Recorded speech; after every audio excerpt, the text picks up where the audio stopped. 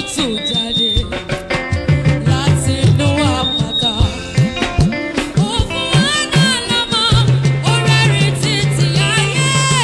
Ẹ fi ìyìn fún nítorí tí ó ṣeun, nítorí ìtọ́nú rẹ̀. Ọ̀tá gbógun èṣù gbìmọ̀ pọ̀ láti wó wa palẹ̀, ṣùgbọ́n Jésù Kristi ló ti mú wa borí.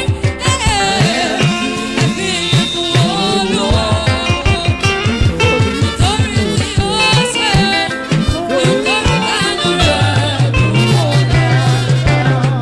Ọba tó mú mi tútù jáde láti inú àpáta, òun ló rán mánà látòde ọ̀run wá ṣẹ́. Ẹ fi ìyìn fún Olúwa.